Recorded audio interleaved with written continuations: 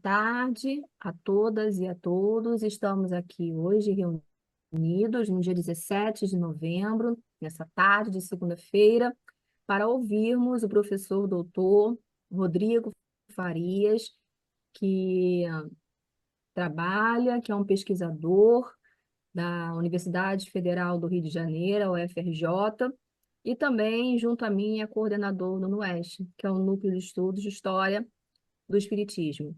E o Rodrigo, ele hoje vai falar um pouco para a gente do livro que foi publicado há pouco tempo, há poucos dias, no mês de outubro, que foi publicado, né, Rodrigo, seu livro, que é de Fenelon a Kardec.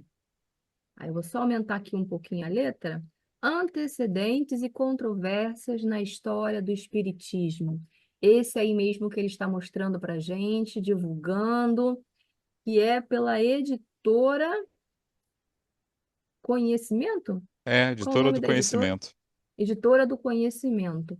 Então, o Rodrigo vai falar um pouco para a gente agora do livro. Antes de ele começar a falar do livro, eu queria já fazer uma pergunta para ele. Posso, Rodrigo, para te enxergar um Estamos pouco? aqui para isso. Eu queria saber o que levou você a escolher essa temática, né? Quais foram os caminhos percorridos por você nos seus estudos acadêmicos para que você se interessasse nessa temática e, a partir de então, se debruçasse para escrever o livro. Conta um pouquinho dessa trajetória.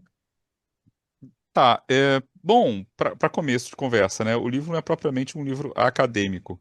Ele tem alguns artigos que são acadêmicos, que eu publiquei em outras partes, eu escrevi para ele, mas assim, ele foi feito mais pensando numa espécie de divulgação para o público em geral, né? Tanto que a dedicatória dele é para o Hermínio Miranda, porque é o tipo de autor que sempre me agradou muito, aquele autor que, não importa o tema de que ele está tratando, ele sempre escreve para o público em geral, seja leigo ou seja mais voltado para aquele assunto específico, né? No caso do Hermínio era o espírita. Então, assim, como eu li o Hermínio, comecei a lê-lo assim, fim de adolescência, início de juventude, então ele ficou muito na minha cabeça como um modelo, né? Um modelo de autor que eu gostaria de ser quando crescesse. Uhum, Então, nesse meio tempo, né, eu sou historiador, então eu fui começando a me interessar por história do espiritismo em meados da década passada, né, um pouquinho antes de conhecer Vossa Senhoria, que me apresentou a coisa de um modo mais acadêmico, e pé no chão, né, conhecendo pessoas, os grupos que estavam começando a se formar. O Nueste nasce daí. uhum, Mas o livro em si, ele nasce de um outro projeto pessoal, que foi a história do Espiritismo em Pílulas, que era uma coluna num podcast, o Sorella Cast, que uma amiga minha, dona Magdala Monteiro, que participa, inclusive, é uma das coautoras lá do Teoria Social Espírita, pela mesma coleção por onde saiu o de Fenelon Kardec, da Editora do Conhecimento. Ela tem um podcast espírita, né, com várias colunas sobre vários assuntos. E aí ela me convidou para. Ela perguntou se eu não queria participar e se eu tinha. O que que eu poderia fazer, né? E aí eu tive essa ideia de fazer uma coisa que até já existia, assim, eu já vi algumas obras espíritas, poucas sobre isso, mas que eram assim, eram biografias das personalidades que são citadas na codificação kardeciana, né? Quem eram aqueles espíritos ou as pessoas que às vezes são citadas por Kardec. Eu sempre achei aquilo muito interessante, porque eu já fui professor de história contemporânea, né? Hoje eu sou professor de história da América, mas focado no período contemporâneo. Mas essa ideia esse contexto da França, meados do século XIX, isso é um negócio que eu sempre achei muito interessante. Então eu propus a ela fazer algo nessa linha. Eu ia selecionar alguns temas, contextualizando o surgimento do espiritismo, né, mostrando como era a época, quem eram algumas daquelas personalidades que acabaram citadas por Kardec, seja como encarnados ou como desencarnados, e fazer biografiazinhas, né, episódios focados neles. Era para ter 8 minutos, né? Acho que o mais curto deve ter 12, daí para frente é 15 para cima. Eu não... E às vezes desdobrando em mais de um episódio porque eu me empolgava. E aí, eu fiz acabou ano passado, né? Eu fiz a coluna, a primeira temporada, deve ter uma segunda pro ano que vem. E aí eu fui contactado por um colega de grupo de WhatsApp, né, que é o Alexandre Júnior, que é do Ágora, do canal Ágora Espírita, e ele estava falando que ele estava criando um selo junto à Editora do Conhecimento, que acabou se chamando o Espírito Político, e que apresentasse novos assuntos e autores que fossem de interesse do espiritismo, mas numa linha mais crítica, né? O Alexandre Júnior mesmo, ele faz parte do que a gente chama hoje de espiritismo progressista, né? Então ele estava querendo uma pegada diferente. E aí ele perguntou: Você não tem nada na gaveta? Bom, eu não tinha nada pronto na gaveta, né? Eu lembro que foi numa noite de julho, né? Chuvosa, né? E assim, eu não estava esperando escrever um livro assim da noite pro dia. Mas eu já estava quase terminando os episódios da coluna. E eu já tinha algumas coisas publicadas aqui e ali, né? Inclusive em dossiês, como aquele do artigo do Channing, né? Que saiu foi na Horizontes, né? Tinha uma parte do Horizonte, artigo isso. lá da Diálogos de alguns anos atrás com o Gulão, com Marcelo Gulão. Tinha coisas que eu já tinha feito para outras partes. Aí eu pensei, vou juntar tudo, vou pegar esse material mais recente também da história do Espiritismo em Pílulas e vou somar e ver quantas páginas dá, né? Para ver se soma um livro. E aí ele me deu um prazo, até março desse ano, que acabou expandindo um pouquinho, graças a Deus. E aí aos pouquinhos, eu fui fazendo isso. Eu peguei os roteiros de alguns episódios do podcast e adaptei. Outros eu expandi consideravelmente. Foi o que aconteceu com o Fenelon. O Fenelon era só mais um. E aí eu me empolguei lendo sobre ele, eu achei interessante. Então, o que era uma coisa que deveria ter menos de 10 páginas virou para mais de 20. E matei também algumas curiosidades, né? Como foi o caso do artigo do Flammarion, né, que eu tinha já ouvido falar sobre a trajetória diferenciada do Flammarion em relação ao movimento espírita francês, e acabou que foi uma desculpa para eu ler mais sobre ele, lê-lo também, e falar do assunto. Então, o livro é uma miscelânea de artigos feitos para o grande público numa linguagem mais coloquial, e também Uhum. artigos acadêmicos que eu fui juntando para fazer essa miscelânea, né? Assim, foi uma espécie de livro sob encomenda, mas foi uma coisa que eu gostei de fazer. Foi a primeira vez que eu escrevi pensando no público espírita de forma mais focada, né? Porque a gente que faz esses trabalhos acadêmicos sobre determinados movimentos religiosos, a gente sabe que, obviamente, a maior parte dos interessados provavelmente serão pessoas que têm esse pertencimento. Mas não necessariamente você está com elas na cabeça quando está escrevendo, né? Tem todo um rigor, uma linguagem. Nesse livro, não, eu escrevi como se fosse meu primeiro livro espírita, eu mesmo sendo espírita, né? Mas misturando esses papéis, né? Ora um artigo mais acadêmico, numa linguagem mais distanciada, mais analítica, e ora como quem narra uma história mesmo, é o lado comunicador. Então, o de Fernando Kardec nasceu assim, né? Se eu tivesse tido mais tempo, provavelmente eu teria engordado ele um pouquinho mais. Havia algumas coisas que não deu tempo de colocar, né? Eu lembro que quando eu olhei o livro pronto, eu fui olhar, cadê o capítulo que eu tinha escrito sobre Lacordaire? Eu vi, e eu não pus o Lacordaire. Por que que eu não pus o Lacordaire? Na minha cabeça eu jurava que ele tinha entrado também, só entrou o Já tinha Lamennais. escrito, mas não foi. Eu já tinha entregue os originais e tal, mas na minha Aí eu cabeça eu tinha pergunto, por botado que primeiro. não entrou Lacordaire? Por Você várias esqueceu de coisas. mandar? Esse eu achei que tinha ido. Na minha cabeça eu tinha mandado, né? Aí foi Uhum. engano mesmo. Mas assim, o livro já estava um tamanho suficiente. E já tinha mandado, né? Criar confusão, tentar fazer algum acréscimo. Então esse foi engano mesmo. Eu me iludi, né? Me auto-obsidiei e não mandei o Lacordaire. Então eu vou deixar o Lacordaire Pro para próximo uma livro. próxima iniciativa. Porque eu também não queria que o livro fosse uma repetição completa do, do podcast. Porque nos meus sonhos, né? Agora que eu comecei a pensar em publicar, pensei, bom, tem alguns episódios que eu queria ampliar, como eu fiz com o roteiro do Fenelon, né? Porque eu fiquei curioso mesmo sobre, mais curioso sobre certas personalidades. Então, em vez de publicar uma coisa assim mais resumida, para depois alterar e parecer que eu estou me repetindo, eu preferi não colocar agora. Deixa para depois, né? Uhum. E foi assim foi. Eu confesso que depois que você pega o livro prontinho, assim, bonitinho, com aquele cheiro de De livro papel novo. novo, né? Uhum. É E muito todo bom. lindo, né? A diagramação da editora do conhecimento é hiper caprichada. Eu fiquei assim, todo bobo. É, Aí eu acho que eu me empolguei com a coisa, né? Porque a gente na academia, a gente investe geralmente, a gente investe mais em artigos, né? Dá um trabalho danado para fazer, mas são menores. Mas quando Uhum. você tem o prazer de ver um livro que é só seu, né? Não é uma antologia de artigos e você tá ali no meio, ver que é algo que é só seu, isso dá um Mas você prazerzinho publicou também. já a sua tese de doutoramento. Não, eu publiquei a dissertação de mestrado, porque eu ganhei um prêmio, né? Eu até esqueci agora o título do prêmio, lá quando eu estava na UF. Eu dividi com mais dois mestres na época, né? Que Que diga foi o de da, passagem, não tem nada a ver com o espiritismo, né? Não, Nada a não. A nova ver. esquerda americana, de Port Huron É, aos Weathermen, 1960 a 1969. Foi sobre a esquerda estudantil americana dos anos 60, não tinha nada a ver. Eu sou, na verdade, minha área é história dos Estados Unidos. Mesmo quando eu me aproximei de história do espiritismo, foi pelo viés americano, pegando o espiritualismo. sim, Então, sim. e Era o que depois eu. você se apropriava já de conhecimentos Isso. E depois eu lancei a tese culturais, pela comportamentais. Amazon, né, no Kindle, mas Uhum.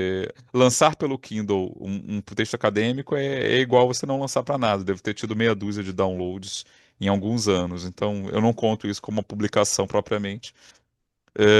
Mas eu nunca tinha escrito um livro. Então ele não teve a possibilidade de ser impresso, era só em forma. Não, não, Não, não, tá. não.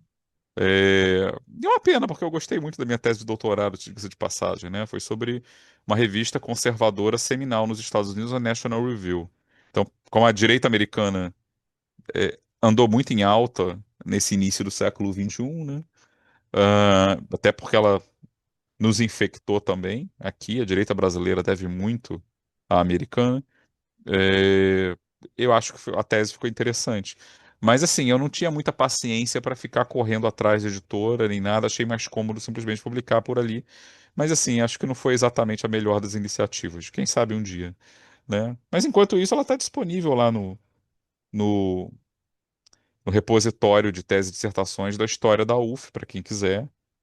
E agora, assim, simplesmente, eu cansei um pouco da política e das disputas ideológicas americanas. Hoje eu acho que história da religião me interessa muito mais. Me dá mais satisfação e menos desgosto, né? Afinal de contas, dificilmente. Não tem nenhum espírita falecido do século XIX, ou espiritualista, que possa se eleger presidente do Brasil ou dos Estados Unidos e começar a bagunçar o mundo, né? Então, é uma coisa mais distanciada. Eu tomei gosto um pouco por esses temas ligeiramente mais afastados no tempo, mas que ainda repercutem na atualidade. É uma das vantagens de falar de religião, né? Você nunca está falando de um passado que morreu. Mas você também não está É, necessariamente falando da noticiário de ontem. sim. E até indo ao encontro que você falou, você já teve a oportunidade de fazer um curso nos Estados Unidos, uma imersão, É, sobre foi, religiões. É importante você foi. falar também, né, que Foi você uma, teve essa na verdade, oportunidade. foi uma pequena imersão, né? Eu fiquei uns 15 dias numa bolsa que o governo americano tinha até 2022, eu não sei se ela ainda existe, né, que era o SUSE Scholars, né, que havia vários temas, e eles convidavam pessoas que tivessem alguma pesquisa acadêmica sobre os Estados Unidos ou que fossem de interesse lá deles, né, e você se candidatava, fazia uma entrevista e eu escolhi a questão do pluralismo religioso nos Estados Unidos. Então, fiquei lá na Universidade de Seattle, foi uma experiência muito gostosa. E era um grupo todo internacional, né? A maioria de muçulmanos, mas gente do Suriname, gente do. Era Quirguistão, né? Ou Quirguícia, né? Lá do centro da Ásia, gente da Tunísia, né? Gente da Argentina também. Foi bem interessante. Foi bem interessante ver como é a religiosidade nos Estados Unidos.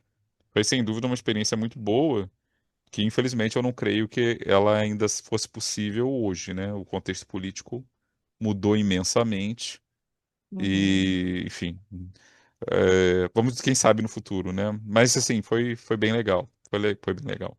Foi muito importante para você também. Foi sim. Se algum governo, inclusive, quiser me bancar, eu estou aceitando, né? Fazer tours pela vivência religiosa mundial, estou dentro. Mas, Agora, fala um pouquinho vontade. pra gente como que você conseguiu fazer essa trajetória do Fenelon até o Kardec. Você falou que você pegou, né, informações do podcast, pegou textos também acadêmicos, mas como que você conseguiu fazer esse encadeamento, essa, essa linha, né, tão distante, vamos dizer assim, né? Mas como que você conseguiu fazer o livro ficar compreensível para tanto para o público acadêmico, quer você queira ou não, afinal de contas, tem textos acadêmicos, como para também compreensível, né, e inteligível para pessoas também que são espíritas, mas não estão no universo acadêmico. Porque o seu livro ele pode ser citado, sim, também em uma dissertação de mestrado, em uma tese de Pode. doutoramento, até porque existem discussões acadêmicas nele. Então, Sim, tem. eu queria que você falasse um pouco como que foi essa sua trajetória nessa escrita do livro, agora falando realmente da escrita do seu livro, não o que você pensou em fazê-lo, mas na escrita. Fala pra gente um pouco. Aí depois eu vou parar de falar, vou deixar as pessoas falarem aqui também, tá? À vontade.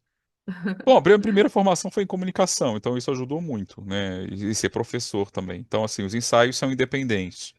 Então, embora a maioria deles, né, na sessão que eu chamei de ensaios históricos, eles tenham esse caráter de ilustrar pontos ligados à história do espiritismo, eles podem ser lidos de forma completamente independente. Eu gosto de pensar neles como mini contextualizações ou mini biografias, né, quando são relativos a pessoas específicas. Né? Eu tinha selecionado as personalidades com base na minha curiosidade pessoal. Eu lembrava, sendo espírita, que havia certos nomes que se repetiam com mais frequência do que outros. E então fui atrás deles. E gradualmente eu fui selecionando então quais eram aqueles que pareciam render mais e os que rendiam menos. E foi assim que eu bolei primeiro, como eu disse, a coluna, né, o História do Espiritismo em Pílulas, e depois para o livro foi basicamente adaptar ou expandir quando conveniente e necessário.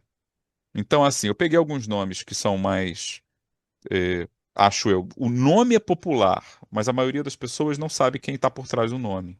Então, a maioria das pessoas certamente já leu uma mensagem de Lamennais ou de Fénelon, mas não faz a menor ideia de quem sejam essas pessoas, né? A não ser, talvez, em biografias muito rápidas, mais superficiais, que você acha aqui e ali. Então, quando eu montei, eu tentei seguir uma certa ordem cronológica, né? Eu comecei com os ensaios mais de contexto, que são os primeiros, por exemplo, o que fala do catolicismo na França de Kardec, que é mais geral, que é o contexto religioso da França da primeira metade do século XIX.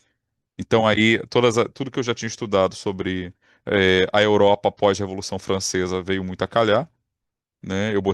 E cada ensaio tem as bibliografias também, para quem quiser aprofundar. Depois eu falei da França, da Revolução de 1848, né, que tem a questão da influência política e social, ou seja, dos temas que estavam candentes, próximos ao surgimento da obra de Kardec, e que eu acho que ajudam também a gente a entender um pouco como alguns temas, como desigualdade de riquezas, como direitos de homens e mulheres, né, como é que questões como escravidão, como é que isso aparece na codificação espírita especificamente, por que que aparece também, né? Isso porque dá para mostrar que isso eram coisas que estavam sendo discutidas largamente já há alguns anos dentro do país. E aí sim, depois eu passo para algumas figuras que foram destaques nesse contexto, né? O Lamennais, em particular, porque ele representava uma linha de catolicismo que depois passou a ser chamada de catolicismo liberal. Ele largou depois a batina para se dedicar a temas políticos, mas sempre dentro dessa ideia do liberalismo político. E isso torna ele uma pessoa muito interessante, né? Um rebelde. Depois, o Fenelon. O Fenelon tem uma história diferente dentro dessa organização aqui, porque em tese eu deveria ficar só no século XIX, né? O Fenelon é do século XVII, comecinho do XVIII. A escolha do Fenelon teve a ver com um pedido de uma conhecida, quando eu comecei a coluna, que ela tinha muita curiosidade sobre o Fenelon e ela me perguntou se eu não podia acrescentar, embora meu foco fosse o XIX. Eu acabei acrescentando e ao fazer a pesquisa eu tomei gosto. Então aqui não foi exatamente uma questão de coerência temática, foi uma questão de capricho pessoal, né? Eu realmente gostei da história do Fenelon. Tanto que o título é Fenelon e o Fenelon, né? Se a gente quiser manter a pronúncia francesa. E o misticismo cristão, porque eu acho que o Fenelon, embora ele seja mais recuado no tempo, ele pegou a época do Luís XIV, né? É, ele apresenta um tipo de cristianismo que parece muito mais simpático ao espírita médio de hoje, né? Que é um cristianismo que não é muito focado na intermediação da igreja, na intermediação da instituição. Por isso, o misticismo, né? Que envolve uma espécie de busca direta, de Deus, né? De autoexame, uma coisa que parece muito os exercícios espirituais do monasticismo do que o que a gente esperaria dentro do catolicismo da época mais tradicional, né? O catolicismo secular, do clero secular, né? Ou seja, em contraposição ao catolicismo monástico. E então eu quis botar no título também por isso, porque realmente foi de todos os artigos, acho que foi o que eu mais gostei de escrever, embora ele tenha fique um pouco à parte na temática do resto do volume. Bom, depois eu falo do Flammarion, porque eu tinha essa curiosidade, né, sobre se o Camille Flammarion era tão espírita quanto diziam. Também ficou um artigo bem grandinho, foi agradável, também me deu um certo trabalho. E depois eu volto para o século XVII, aí foi outro capricho, porque eu queria examinar um caso que ficou muito célebre, do que a gente chamaria hoje de fenômeno paranormal, né, ou de poltergeist, mas foi um caso muito famoso na Inglaterra do século XVII, na mesma época do Fenelon, e que até hoje é estudado quando você trata de literatura sobre fenômenos ou mágicos, ou psíquicos, ou extraordinários, como queira. E eu tinha preparado uma aula sobre isso numa eletiva que eu dei ano passado no FRJ, lá no Instituto de História, né, que era sobre a história de fenômenos paranormais, né, e a gente começava no século XVII. E eu quis aproveitar esse material, né, eu tinha acesso às fontes primárias graças à internet, os registros da época, e aí consegui transformar isso numa história linear, né. Eu achei que era interessante porque lembra muito, embora com 200 anos de antecedência, a literatura da pesquisa psíquica do século XIX, que na verdade deu a base para muito do espiritismo, né? Então, o Tamborileiro de Tedworth, né, um poltergeist do século XVII, tem essa pegada, mostrar como coisas que a gente está acostumado a ver. Há muito associado ao final do século XVIII, início do XIX, que é quando você começa a pesquisar esse tipo de coisa como um objeto é, potencialmente respeitável da ciência, a gente vê que isso teve antecedentes. E é legal também porque permite ver também como temas de religião e temas da ciência, eles não, eles eram muito próximos, essas coisas estavam muito misturadas ainda no século XVII. Essa noção do que pertence à ciência, do que pertence à religião, isso não estava bem delimitado no século XVII ainda. Isso é uma coisa que também tem a sua própria história, né? E o que é útil saber, né, no contexto espírita, se você se preocupa com a ideia de fenômenos espirituais como sendo uma base para você tentar extrair algum tipo de doutrina religiosa, filosófica ou pelo menos ética. E eu achei que isso seria interessante. E aí, finalmente, depois vem os artigos propriamente mais acadêmicos, né? A questão do espiritualismo moderno nos Estados Unidos, falando um pouquinho das irmãs Fox. E, por fim, o artigo mais recente, que foi uma comparação que eu faço entre William Ellery Channing, né, que era um pastor protestante unitariano do começo do século XIX, que também aparece na codificação, né, ele tem vários textos, principalmente no Livro dos Médiuns, e Kardec, mostrando como o tipo de cristianismo que Kardec procura caracterizar e propor, né, no Evangelho segundo o Espiritismo, já tinha muita coisa que tinha sido antecipada pelos unitarianos, ou cristãos liberais, como eram chamados, nos Estados Unidos do início do século XIX. E por fim, no final, é uma sessão de um ensaio só, que é um ensaio especulativo, né? Aí eu me permiti falar como espírita e menos como pesquisador, que é uma espécie de. Não, eu faço uma espécie de análise panorâmica de como eu vejo o movimento espírita hoje, tendo como um mote, né, o decréscimo que a gente teve no censo de 2022. Então, parto disso para falar de algumas rusgas internas do movimento hoje, fazer algumas sugestões, né? Já que o livro era meu, eu me permitia, fui petulante o bastante para fazer algumas sugestões que podem ou não ser úteis, mas enfim, eu as dei, né? Já que é o meu fórumzinho, eu me permiti essa liberdade, né, de dar algumas sugestões sobre o que talvez os espíritas possam refletir para fazer com que a gente seja um movimento um pouquinho mais atraente do que tem sido até agora. E é isso.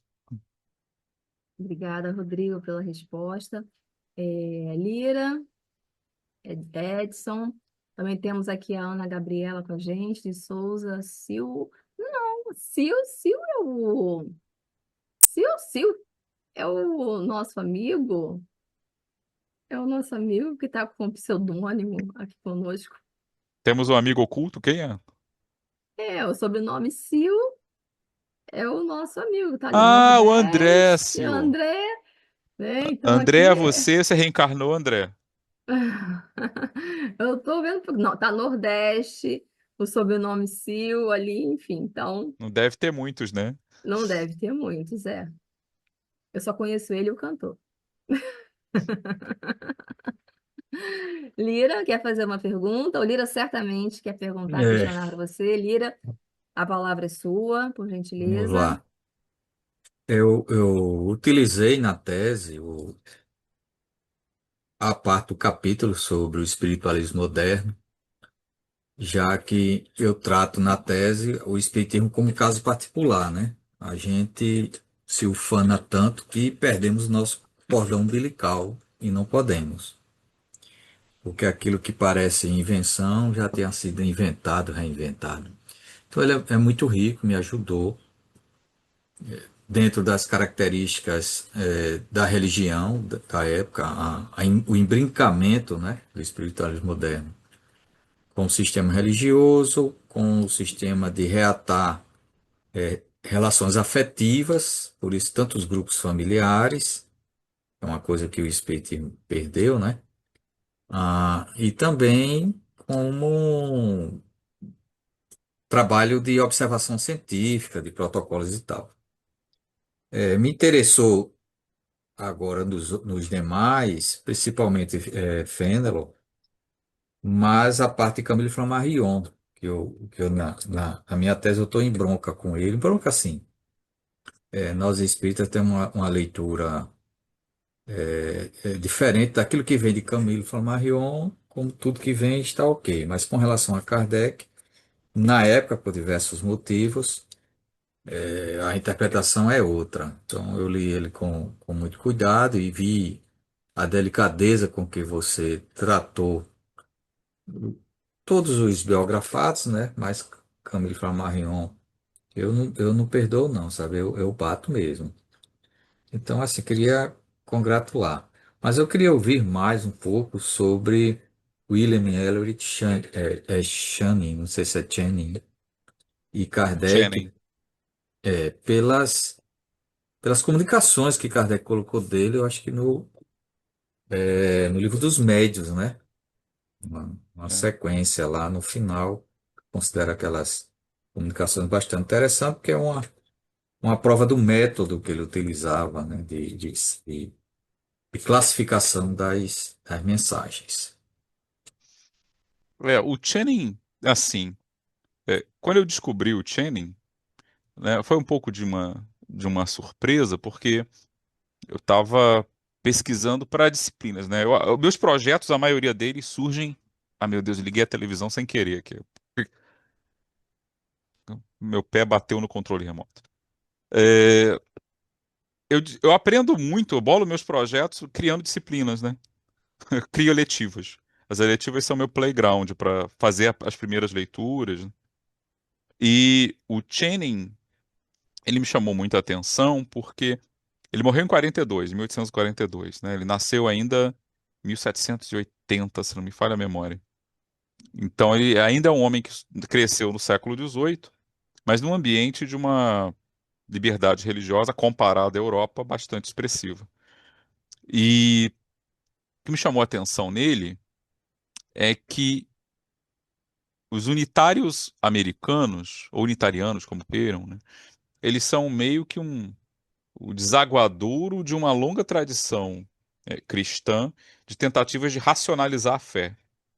No artigo, eu vou até o século XVI para XVII, né, e é justamente quando, naquele contexto lá de reforma protestante, a gente vê que tem alguns pensadores que estavam já não mais encontrando aquele contexto religioso relativamente acomodado, né, de uma única ortodoxia dominando, tendo que se justificar perante a concorrência, porque agora existe um mercado religioso mais expressivo, pelo menos na Europa Ocidental, eh, de uma riqueza de tendências muito grande.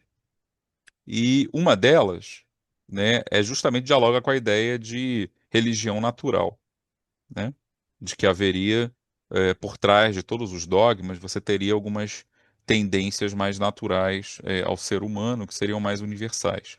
Isso antecipa algumas coisas que o iluminismo depois vai tentar desenvolver, e existe uma certa cadeia de influências, né, ao longo do tempo, entre esses primeiros pensadores, esse da Inglaterra, né, até chegar nos Estados Unidos na época do Channing. E a gente vê ali, e foi isso que me chamou a atenção, que a ideia de um cristianismo mais flexível, um cristianismo mais focado na ética e menos nos detalhes de doutrina, porque normalmente boa parte das discussões e brigas religiosas no cristianismo ao longo do tempo tem muito a ver com detalhes de doutrina, né? Se você pega um determinado ponto que eu reputo importante, mas você diverge ali, você já se torna potencialmente, aos meus olhos, dependendo do contexto sociopolítico ali, você pode ser acusado de heresia. E heresia significa desviar as pessoas da salvação, né? Gera-se um prejuízo espiritual permanente. E ali eu fui percebendo que muito daquilo que Kardec, ou melhor, que nós espíritas lemos em Kardec como se fosse uma grande novidade, né? Esse cristianismo mais focado na questão da ética, na moral que ninguém vai discutir, né? Menos afeito a detalhes doutrinários, a dogmas, etc. Isso nem de longe foi uma invenção kardeciana, né? Depois eu fui ver que aquele famoso livro, A Mesa, o Livro e os Espíritos, né, da Laplantine e... Ah, sempre... Albrier. Aubrey e Laplantine, né? Eu consegui comprar um exemplar, finalmente, agora eu tenho. Em francês, mas tenho, né? Além daquela Xerox maravilhosa. Mas enfim. É, eles até falavam já disso, exatamente, né? Eles falavam disso numa notinha de rodapé. Kardec deve muito ao protestantismo liberal, mas eles não dizem nem o que, nem o que se deve ler, e eu só descobri isso depois. Né? Quando eu vi a notinha de rodapé, eu já, já tinha descoberto isso por mim mesmo. Mas foi uma coincidência feliz. Né? E ali a gente vê que muito daquilo que compõe o Evangelho segundo o Espiritismo, em termos de abordagem ética e religiosa, aquilo já circulava entre pessoas cultas de determinadas preferências intelectuais, né, dos dois lados do oceano. O que Kardec fez, na verdade, a meu ver, foi ele desenvolveu mais isso e adicionou o elemento dos espíritos, né, a autoridade dos espíritos que seriam aqueles que chancelariam essas interpretações, né? Mas ele dialoga muito com interpretações de parábolas, com uma certa noção do que seria a essência do cristianismo que já estava presente antes, né? Um cristianismo muito mais, digamos assim, cristológico e menos metafísico, né? Focado muito no exemplo de Jesus como exemplo. Isso já estava acontecendo em parte da teologia europeia, né? Tanto é que é o tipo de teologia que depois o pessoal gosta de apelidar pejorativamente de liberal, fazendo confusão aí com uma linhagem teológica germânica que vai se desenvolver depois, que é muito apegada às pesquisas históricas sobre o cristianismo e sobre Jesus, né? Mas essa releitura mais iluminista de tentar você conciliar razão e fé, isso já vinha acontecendo desde pelo menos o século XVII, finalzinho do XVI. E o Channing vai expressar muito bem isso, no contexto norte-americano, que me era mais familiar. Então eu achei, já que é licitado por Kardec, porque eu tento é, fazer um quadro comparativo entre eles. Só que, infelizmente, o artigo, na época, eram 25 páginas, né? E, cara, eu disputei cada caractere, né? Cada letrinha, cada tracinho, cada vírgula para isso encaixar no limite. E eu suspeito que ainda assim o editor tenha sido meio tolerante comigo, porque a vontade era continuar escrevendo. Se eu, se pudesse, teria feito um artigo de 50 páginas, mas não tinha nem tempo, nem espaço para isso, porque eu achei que esse é um filão que ainda renderia bastante mais. Né? Eu ainda tenho vontade de voltar a isso, um pouquinho mais para frente, porque eu acho que esse é um caminho pouco explorado. Não que não haja, obviamente, uma vertente historiográfica que trate do chamado cristianismo liberal nos Estados Unidos, mas eu nunca vi, né, um tratamento disso em paralelo com o espiritismo de Kardec. Né? Com o espiritualismo você até tem algumas aproximações, uns pouquíssimos autores, mas nada para além disso. E eu acho que seria bom para a consciência histórica do movimento espírita, né, ter uma noção mais precisa das dívidas que a gente tem com os nossos antecessores. Né? E Channing, sem dúvida, é um antecessor. Kardec até fala dele, né? Mandam para ele partes de um sermão do Channing. Channing estava chegando na França uns 12 anos depois da sua morte, né? Começam a chegar as primeiras traduções. Kardec fica muito encantado quando põe na Revista Espírita, eu já não lembro exatamente o ano, mas cito no artigo, né? Com o que o Channing estava falando ali sobre a vida após a morte. Né? Basicamente, uma vida após a morte que é determinada mais pelas suas intenções e os seus atos do que pela sua correção dogmática. Né? E Kardec gosta muito disso. Muito, ele mesmo diz, né? Muito do que o Channing está dizendo aqui, né? Channing era uma espécie de espírita sem o saber, né? Como Kardec às vezes gostava de dizer, né? Que fulanos adotavam muitas ideias espíritas, mesmo sem se dizer espírita, porque ainda não existia propriamente espiritismo. Né? E eu acho que essa é uma vertente interessante de se explorar, né? Até que ponto eram, até que ponto também não eram tão semelhantes assim, que obviamente sempre tem divergências. Channing, apesar de tudo, ainda está lidando com um contexto protestante, né? Sola Escritura e coisas desse tipo. Ele não está pensando em nada como reencarnação, muito menos comunicação dos espíritos dos mortos, embora tenha um certo lado meio místico nele em alguns momentos, e ele tenha tido pelo menos uma espécie de experiência religiosa marcante na vida, que infelizmente eu não achei muitos detalhes, se é que ele deu algum em algum lugar, sobre o que foi. Mas que foi uma experiência altamente transformativa para o Channing. Né? Então, talvez os paralelos possíveis sejam um pouquinho mais amplos do que só semelhanças de ensino. Né? Pode ter mais alguma coisa ali, mas eu ainda não me aprofundei. Imprimi. Muitas das fontes sobre o Channing foram publicadas no século XIX, né? Então estão disponíveis aí nos Google Books da vida. É só baixar e imprimir. E é um bocado de coisa, mas eu não tive ainda tempo de voltar a ler essas coisas. Mas é um projeto que eu deixo para o futuro. Espero que não muito distante. Eu tenho um projeto para você, de um novo livro para você. Agora eu estou assim, passando para os outros. Eu Ah, é? Tô estava aceitando, dando, manda ver. eu tava dando uma olhada rápida aqui nessas comunicações do Livro dos Médiuns. E você já fez de uns dois, porque não faz os demais, numa linha, como você fez com o Channeling, com o Fenelon. Tem Você umas fala coisas interessantes. sobre outras figuras históricas, é isso? Essas figuras que assinaram as comunicações do final do Livro dos Médiuns. Ah, sim, o final do Livro dos Médiuns especificamente, tá? É, Pode ser, é uma ideia. É uma ideia. Assim, eu devo. Já me encomendaram, né, a segunda temporada do História do Espiritismo em Pílulas.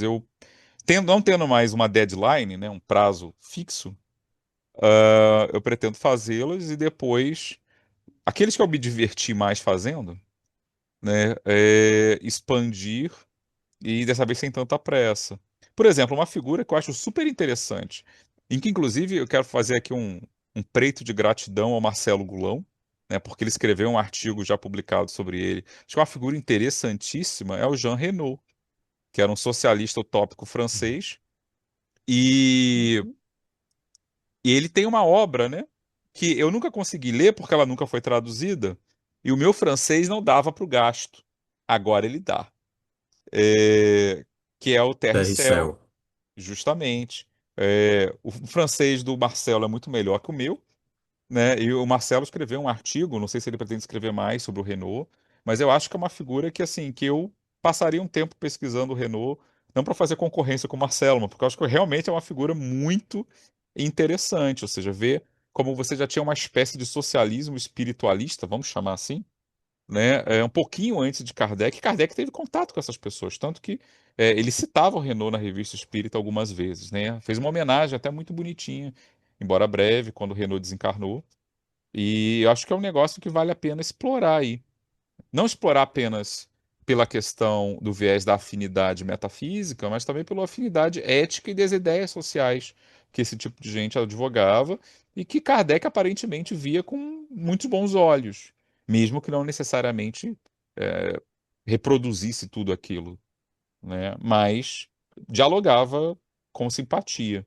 E acho que isso é útil, inclusive, porque aí a gente vai para outra questão, né? O movimento espírita hoje, a meu ver, ele precisa melhorar a sua consciência histórica, seu senso dos antecedentes, como você disse. A gente às vezes acha que está inventando a roda e na verdade não está. E a outra coisa é talvez ser um pouquinho mais audacioso em explorar o horizonte de possibilidades que Kardec dispunha naquele tempo, né? Em questões, no diálogo com questões ideológicas, questões políticas, questões socioeconômicas, de questões de economia social, como ele usa, né, a expressão. E eu acho que esse é o tipo de coisa que a gente pode explorar mais, e é um movimento que eu acho que é, poderia ser feito de forma melhor aqui no Brasil. Tem sido feito nos últimos anos, né, com esse advento aí de uma ala mais progressista do espiritismo, que procura colocá-lo em diálogo com essas ideias econômicas, políticas, sociais, de forma mais intensa. Mas é uma coisa que ainda está muito recente. Acho que ainda tem muita coisa para explorar e aprofundar. E vale a pena, claro, também mencionar que, às vezes, é uma coisa que eu acho muito fascinante no movimento espírita, e aí volto de novo à figura do Hermínio Miranda, que me inspirou, que é a ideia do pesquisador amador, né? Do cara que não tem necessariamente uma formação acadêmica, mas vai atrás, escreve sobre o assunto, levanta a bola. Mas agora falando como um acadêmico, eu acho que tem muitas bolas que estão sendo levantadas, mas que seria útil que os acadêmicos também se juntassem a esse levantamento de questões para oferecer sua contribuição específica, né? A gente tem mais facilidade com certas coisas do que talvez um amador. Embora haja amadores que fazem essa transição maravilhosamente bem, né? Aí eu lembro, por exemplo, do trabalho do pessoal do CSI do Espiritismo, do qual faz parte o Adair, né? Que está agora estudando aí com a orientação da Adriana, né, que começou como um pesquisador independente e agora está também entrando na academia, né, já Ele tem tá os entrando na artigos academia, publicados. mas ele não é me orientando, não. Ah, ele não é só orientando, desculpa, Não, desculpa. não, não. Foi mal, Ele foi tá na mal. PUC. Ele tá na É, PUC de a São PUC, Paulo. ok, perdoe-me. Mas tá aí, né, ou Mas tá com seja, a ele, gente no ele Oeste. tá Tá com a jogando, sim, gente. sim, ele tá jogando aí nos dois lados. Ele começou de um lado, mas está fazendo a Uhum. transição para outro, né, mas isso não é ainda um movimento de massa, digamos assim. Então acho que tem uma convergência importante que a gente pode fazer de cooperação mútua, né, que graças a Deus hoje está muito facilitada, né? Inclusive um dos motivos do Nuest existir é esse tipo de coisa, né? Fazer com que as pesquisas que existem, quando existem, elas não fiquem confinadas apenas às gavetas aí das bibliotecas universitárias, mas as pessoas saibam, olha, tem fulano que pesquisa isso, tem Beltrana que pesquisa aquilo. De repente podemos fazer alianças, colaborações. Isso é importante, cada um dentro da sua área de especialidade. Sim. Ah, o André É. apareceu agora lá. O André Ana apareceu. Gabriela, na verdade, era o espírito Olha, do André. quando eu vi esse sobrenome, Sil, eu falei, só conheço dois na vida, o André e o cantor. É. Então, Acho que tinha o que ser o cantor não ia André. aparecer aqui hoje, Mas o né? cantor não ia aparecer, né? Então, era mais fácil com o nome de Ana Gabriela também, né? Quer fazer alguma pergunta para o Rodrigo, André? Tá sem som. Você está falando, Você até mexeu no microfone, mas mesmo assim, Abriu. abriu o microfone, mas o som não está saindo de qualquer maneira. É, É, o mesmo com o microfone está microfone aberto, aberto. só não está saindo o som. É, Deve ser alguma coisinha pequena aí no áudio. detalhes técnicos, né? Tá. Então você já tem, Rodrigo, mais duas possibilidades de livros, né? Olha É só. super fácil escrever um livro, né? É só sentar e pronto, assim, puf! Não, não, na realidade você pode começar pensando em artigos para você escrever. São ideias que você É, pode, de uma forma ensaística, começar a pensar e publicar em artigos, para você é. amadurecendo, você ir estudando, se aprofundando, para que depois você possa realmente ter, né, ter informações robustas e, para tanto, escrever dois livros já. Né? Uma com a ideia maravilhosa do Lira. Eu gostei muito dessa ideia do Lira, né? Da forma como você delineou o seu livro, você dá continuidade, né? Com pensamentos de outras pessoas. E, e também com esse antecedente de Kardec. Eu É, acho que o eu acho a André, ideia André ótima. saiu. André saiu. Acho que ele saiu para voltar de novo, para ver se o. Para dar o boot, de repente, no computador, É, né? deve ser. Uma dificuldade que eu tinha com o Zoom, por exemplo, é que se a sessão já tivesse iniciada e eu tentasse colocar o fone, às vezes ele não reconhecia. De repente ele teve algum problema parecido. É. Mais alguém gostaria de fazer alguma pergunta enquanto o André está lá se acertando? Lira, quer fazer mais alguma pergunta? Edson, quer tirar alguma dúvida? Oi, estão me ouvindo? Sim, sim, perfeitamente. Oi, Rodrigo, tudo bem? Oi, Boa tarde a Edson, tudo bem? todos. Tudo. Saudações do Meyer, né? É, isso. Eu ainda não tive a oportunidade de adquirir seu livro, mas eu vou fazer isso, né, logo prontamente. Mas eu tenho uma curiosidade. Como você passa a enxergar o Fenelon, né, e outros que você trata, né, agora, com a sua leitura, eu queria saber sua posição de espírito. Você vê grandes diferenças desse pensamento, vamos botar assim, que é mais transcendental, do que você encontrou a partir dessas fontes que você consultou? Ou se manteve em algum momento alguma linha de ideia, digamos assim, no que você encontra presente no Kardec e o que você tem anteriormente agora? Eu acho que a primeira diferença que me vem é a ideia de que a inclusão desses nomes na codificação pode não ter sido casual, né? À medida que eu fui rastreando alguns nomes, nem todos deu para desenvolver, né? Mas você faz uma consulta aqui e ali. O leitor francês de 1857 para frente, essas pessoas não eram nomes soltos. Eram pessoas que Uhum, estavam nos jornais até pouco tempo antes. Lacordaire, coitado, que foi esquecido no livro, ele desencarnou acho que em 61. E era bem famoso, tinha sido inclusive deputado, né? Era um dos pregadores religiosos considerados mais talentosos da França. O Lamennais também tinha tido uma carreira política importante, tinha sido campeão dos ultramontanos, né? Então, assim, para citar só dois, imaginem se alguém aparecesse hoje com um livro assinado por espíritos com nomes do tipo, sei lá, Sérgio Buarque de Holanda, Dom Paulo Evaristo Armes, pessoas que até outro dia frequentavam a TV, rádio, jornal, círculos acadêmicos, etc. Era mais ou menos o equivalente disso. Então isso me deu uma consciência um pouco mais precisa de como talvez o público que recebeu as obras kardecianas, como ele pode ter percebido essas mensagens. Não eram espíritos anônimos. Não eram só santos que tinham vivido há séculos, a lá São Luís, né, que é outra figura uhum. importante também pra caramba, né? Eram figuras que estavam ali outro dia envolvidos nas lutas sociais.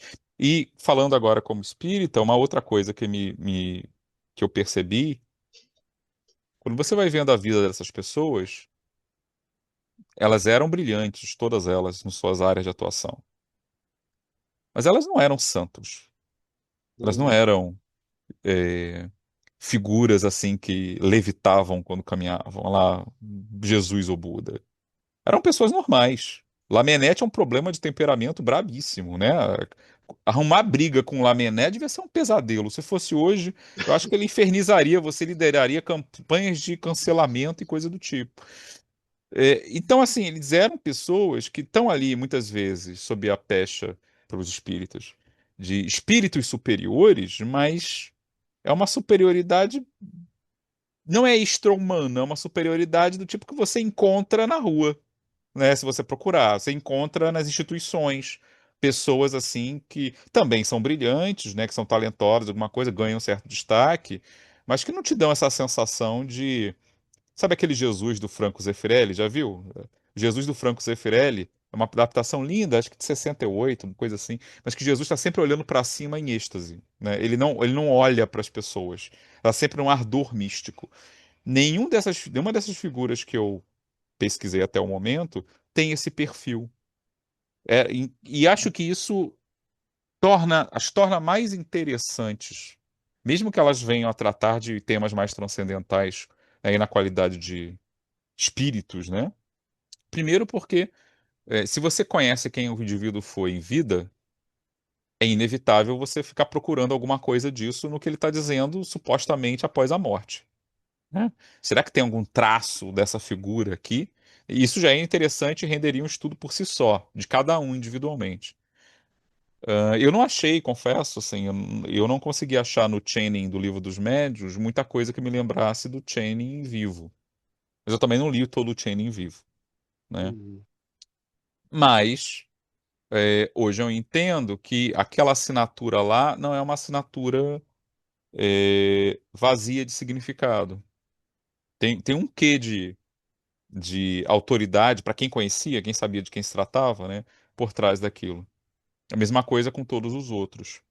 E no caso de Kardec, também uma coisa eu não pesquisei isso a fundo porque eu precisaria de uma amostragem bem maior. Mas todo mundo já é meio que senso comum entre quem se interessa por pesquisar espiritismo, a história do espiritismo, que existe um número notável de religiosos e santos entre os espíritos da codificação, né? Aqueles que assinam a mensagem. E Kardec está sempre em polêmica constante com o catolicismo, que então dominante na época. Um catolicismo que está numa pegada bem conservadora aí depois das revoluções de 1848. Então, uma coisa que seria interessante pesquisar, e pode ser uma ideia para um terceiro livro, é fazer um levantamento de quem são essas figuras. Porque o Lamennais era uma figura bem de oposição. Era um cristianismo, um católico que largou a batina e o prestígio para viver uma luta pela transformação da sociedade ao jeito dele. O Lacordaire era bem mais moderado, acabou se conformando, mas ele nunca foi um católico conservador, propriamente, né? Eh, E eu fico pensando, e esses outros que são citados ali? O bispo de Argel, né? A Bispo de irmã não Argel. sei das quantas. Né? Eu tinha curiosidade de ir atrás dessas figuras. O Cura-das virou santo, né? Uhum. Então, assim, ele também não é casual um santo recém-canonizado, diga-se de passagem, né? Tá presente ali no Evangelho. Eu acho que seria interessante fazer uma verificação de que figuras são essas que aparecem, mesmo quando elas são figuras que foram famosas como integrantes da Igreja Católica, que tipo de catolicismo elas representavam em vida? Tem alguma discrepância? Tem alguma continuidade? Eu não sei. Acho que isso renderia um trabalho danado, né? Mas que seria interessante de fazer, até porque todas elas, a grande maioria, são bastante conhecidas. Então, assim, você acha pelo menos uma obra ou duas do século XIX, no mínimo, para fazer um levantamento biográfico genérico, mais panorâmico sobre a individualidade, sobre aquela pessoa. Então, acho que seria interessante fazer isso. Eu já estou dando aí a dica para quem quiser continuar. Porque historiador brasileiro, diferente de historiador de Harvard, de Princeton, de Oxford, a gente geralmente não tem equipe de pesquisa, né? A maioria de nós trabalha de uma forma muito solitária. Às vezes você tem um bolsista para te ajudar, um ou outro, mas é um negócio que não é assim muito. Não há tantos recursos assim. E É um esse seria o trabalho tipo de muito solitário pesquisa. do É, historiador. eu praticamente sou eu e eu mesmo, né? Uhum. Meio Batman, sabe? Mas o Batman ainda teve Robin, 4 Robins. Eu nem isso. Mas ainda seria o tipo de coisa que seria interessante. Daria para Mas pensar esse, uma esse pesquisa em tema, esse grupo tema sobre dá isso. uma tese de doutoramento. E talvez nem E- consiga dar conta. Adriana, eu acho que renderia um laboratório, uma linha de pesquisa. Se você topar, eu crio com você amanhã. A gente só precisa atrair as presas, né? Tipo, quem vai se dispor? Porque é o tipo de coisa que, ao meu ver, talvez rendesse um conjunto de trabalhos, não uma coisa só, né? Você seleciona os indivíduos e aí você teria que fazer um levantamento meio que para cada um. Eu não acho, por exemplo, que uma tese só Uma tese caberia só não daria. você pegar tantas figuras. Você teria que É o fazer uma trabalho de uma listagem. vida. É o trabalho de uma É, vida. possivelmente. Não pretendo fazer nada pelos próximos 40 anos, suponho que eu tenha esse tempo todo, então, quem sabe aos pouquinhos. Mas, assim, talvez valesse um trabalho coletivo também. Não seria Também. impossível, né? Dialogando sempre com o contexto da escola, história propriamente secular, né? Quem foram essas figuras, qual a possível recepção às obras, uma comparação, de repente, entre o conteúdo, suposto conteúdo póstumo, né, mediúnico, e o que se observou em vida. Só que tem um problema também, que é algumas coisas. A maioria dessas figuras nunca foi traduzida, então o domínio de francês fica meio que imprescindível. E a segunda coisa, esse pessoal do século XIX não tinha muito o que fazer, né? Não tinha videogame, internet, rede social, então eles escreviam muito. E muitas dessas obras são enormes, estão disponíveis na Biblioteca Nacional Francesa ou no Google Books, mas estão meio que esquecidas, né? Ninguém mais lembra disso. O Lamennais escreveu um corpo doutrinário filosófico, meio metafísico, enorme na década de 1840. Mas quem é que lê isso hoje? Né? Ele falava, inclusive, fazia fábulas com vida de outros planetas, que é outro tema que, de repente, seria interessante de analisar, dada o interesse do espiritismo por isso, né, alguns anos depois. Mas pegar esse negócio, ler lá as 500 páginas em francês do século XIX, para ir fazendo essas deduções, isso dá um certo trabalho, né? Enfim, são ideias, eu estou pensando alto aqui com vocês. Obrigada, Rodrigo. Rodrigo. Adriana, será que está funcionando André, agora? agora está funcionando. Estamos Ah, ouvindo. Estamos ouvindo o André, não a Ana Gabriela. é. Rodrigo, eu tinha falado várias vezes, vocês não me escutaram nenhuma, não foi? Não, Nada. agora sim. Ah, eu acho que só Você quando reiniciou? eu saí e voltei, eu tinha falado. Olha, Rodrigo, muito bom participar desse momento. Eu queria só registrar uma questão.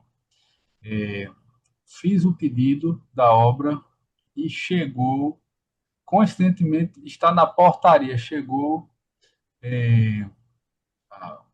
o livro. Eu ainda não tive a oportunidade de pegá-lo, né? Mas eu estou aqui na live de lançamento e o livro está lá na portaria. Assim que terminar, vou Tudo lá bem. pegar e vou ler. Muito interessante a sua proposta, muito interessante o livro, muito interessante saber, Rodrigo, que você escreve com rigor acadêmico, com verticalização da reflexão e quer voltar da obra para um público mais acessível.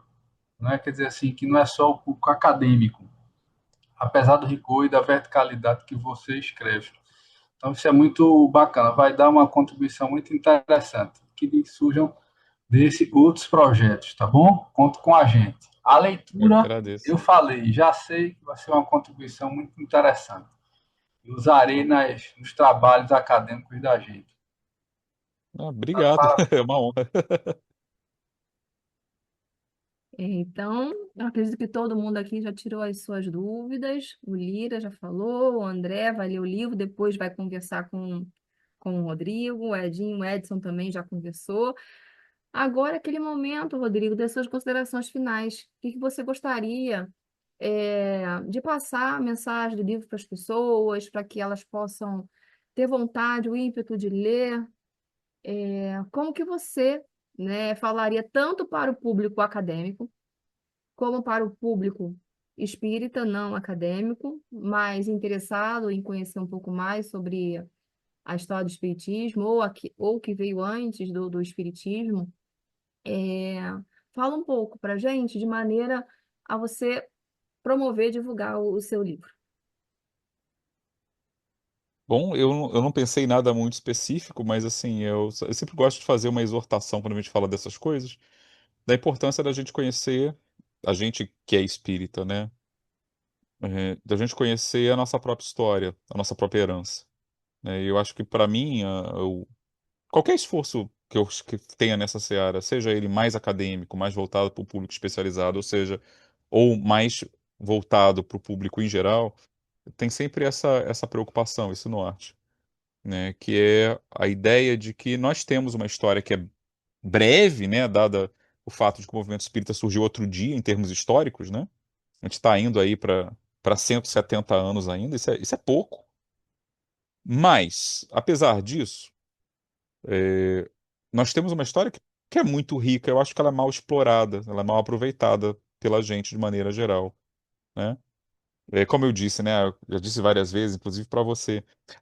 O Noeste surge numa meio que uma era de ouro da história do espiritismo no Brasil, né? Porque todos os três ou quatro, que agora devem ser uns 30 talvez, uns 40, não sei, a gente teve pouquíssimas pesquisas durante muito tempo, e agora subitamente começa a pipocar em várias partes, no Nordeste, no Sudeste, no Sul, no Centro-Oeste, no Norte talvez também, né? A gente está começando a ter uma, uma aceleração dessas pesquisas, e acho que isso é muito útil. Mas aí entra o segundo problema, que é um problema comum, não só no Brasil, né? Em várias partes do mundo. Muito desse conhecimento tem sido produzido e compreende-se isso, dentro da academia. Tem alguns autores que conseguem transcender, furar a bolha, né? E aí o Adair, eu acho que é um grande exemplo, porque ele meio que começa invertendo isso, né? E vai para a academia depois. E outros pesquisadores também independentes que têm descoberto coisas maravilhosas, né? O Carlos Sete, a Luciana Farias, né? Um monte de outras pessoas também. Mas eu O acho próprio importante a Lira gente. também, que está aqui O Lira, conosco, claro, ele começou antes, né? Depois que ele foi para a recém-doutor, academia. isso aí. E é importante a gente sempre manter esse diálogo, essas pontes, porque é importante a respeitabilidade acadêmica, mas a respeitabilidade acadêmica, ela, se a gente não toma cuidado, vira a famosa Torre de Marfim, né? Um monte de conhecimento, mas lá no alto, só para umas poucas pessoas. Então, quem está na academia tem que ter a preocupação de traduzir isso e, se possível, divulgar de maneira mais acessível para quem está fora. E, por outro lado, a galera que está fora também não pode ignorar o que está dentro da academia, né? Tem que ter um diálogo, é uma via de mão dupla. Porque uma coisa reforça a outra. Então, assim, antes de ser historiador, eu me formei em jornalismo, né? Nunca exerci, mas tenho dessa formação. Para mim, isso é muito claro que linguagem e conteúdo são coisas que não podem estar dissociadas. Você pode fazer um produto rigoroso, mas sem necessariamente se perder aí nos labirintos da linguagem mais obscura, né, do academicismo carregado. A gente pode tentar, dentro do possível, fazer um meio termo, né, ou fazer versões da mesma pesquisa, né? Você pode falar de um jeito para quem é especializado, mas tentar traduzir isso para o público que está lá fora. E assim a gente enriquece. Informação só tem valor se ela for transmitida, né? Conhecimento só tem valor se ele se difunde. E o meu livrinho é apenas um esforço modesto para tentar mostrar, olha, aqui na academia tem coisas importantes, aqui fora também, dentro da divulgação, né? Você não precisa fazer uma tese de doutorado necessariamente para escrever sobre uma figura de interesse para os dois lados. E facilita a Uhum. vida também do pesquisador profissional ter, de repente, uma síntesezinha sobre tal figura histórica que, bom, olha, isso aqui é interessante, né? Pode colaborar na sua pesquisa. Eu acho que a gente tem que valorizar essa herança e procurar conhecê-la melhor. É basicamente isso. Porque o pessoal, falando do mercado religioso, o pessoal de outras correntes, muitas vezes, faz isso também, com mais recursos institucionais, né? Quem é católico, quem é protestante, tem universidade, tem fundação, tem mais editora, tem um monte de coisa. Mas a gente também pode, à nossa maneira, tentar cavar ali e defender a nossa trincheirinha e cuidar bem dela, e deixá-la arrumada, né? Produzir coisas que mostram que a história espírita é mais apenas do que aquilo que a gente está acostumado a ver repetido nos centros. Tem diálogos que a gente nem imagina, né? E que podem enriquecer, inclusive, para quem é espírita, né? A nossa visão do papel do movimento no mundo hoje. Quando você pega lá, desencava lá, como o Marcelo fez, o Jean Renault, né? Quando você põe, ou como eu fiz, né? Tentar ressuscitar um pouco o Lamennais e as preocupações político-sociais que ele teve, para a gente entender que o Espiritismo nunca foi um movimento puramente transcendental, né? Ele também estava o tempo todo em contato, em interação com as questões deste mundo também. Uma coisa alimentava a outra.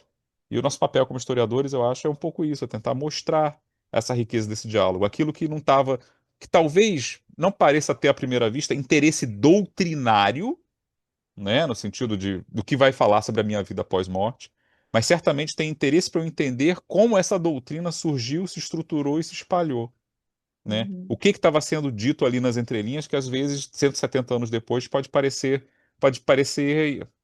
obscuro para nós hoje, mas para o leitor da época não era, para Kardec não era, né? Então acho que a gente tem que aprender a gente está descobrindo que o espiritismo é mais do que parecia há 30, 40 anos, né? Com as fontes lá do projeto Kardec, outras que têm pipocado, com o surgimento da literatura.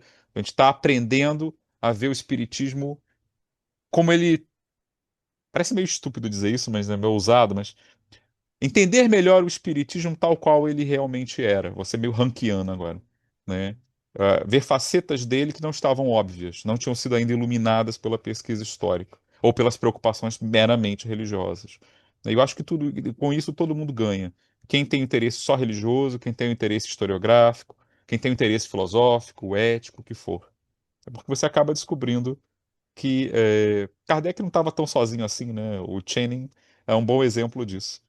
Muito da mensagem espírita já estava circulando, talvez com outro vocabulário, mas com algumas outras referências, mas as ideias gerais já estavam presentes ali naquele mundo, né? E se você acredita na ideia de um progresso humano, isso está muito além de um confins dos limites de um movimento específico, de uma seita, né? Isso são ideias que circulam e vão gerando produtos aqui e ali, talvez de forma independente, mas convergente, né? Eu acho que o controle universal do ensino dos espíritos talvez possa ser visto um pouquinho assim, né? Como a ideia do Zeitgeist, né? Que tem o momento que as ideias começam a surgir e pipocar, e isso tem uma riqueza enorme. Bom, falei, não sei se fiz algum sentido, mas a ideia era essa. Fez todo sentido. E para adquirir o seu livro, como que as pessoas podem proceder, Rodrigo? Bom, eu sugiro, porque tem desconto, né, ir lá no site da Editora do Conhecimento, né? É só jogar lá no Google Editora do Conhecimento, você acha rápido e dá uma busca lá põe Fenelon que já aparece de cara, ou então procura pelo meu nome que acha. Mas tem outras livrarias também, para quem quiser. Tá disponível, assim como os outros livros da coleção Espírito Político, né? Estão todos muito recentes e chega rapidinho. Então, convido aí vocês a conhecerem e fazerem a crítica, que críticas são sempre muito bem-vindas, tá? Isso é importante. Leitor crítico é leitor bom. Muito obrigada, Rodrigo, por estar conosco aqui hoje, nessa tarde. Muito obrigada pela presença do Lira, do André Sil, do Temos um Edson. problema, viu, Adriana? Qual o problema? Dessa conversa surgiu um problema ontológico. O que? Um É, quarto livro agora? é o quarto. É o Pelo menos um quarto livro. artigo ou ensaio. Porque é o Ah, seguinte, quando se pega uma figura histórica, que o Rodrigo pegou, Channing, Fénelon, que aparece nas comunicações de Kardec, o limite da história de quem trabalha com espiritismo não se finda com a existência da pessoa. Essa pessoa passa para outro plano e continua fazendo história no outro plano, através de comunicações, interagindo, mudando a estrutura do fazer daqueles dos espíritos, que assim os espíritos acreditam.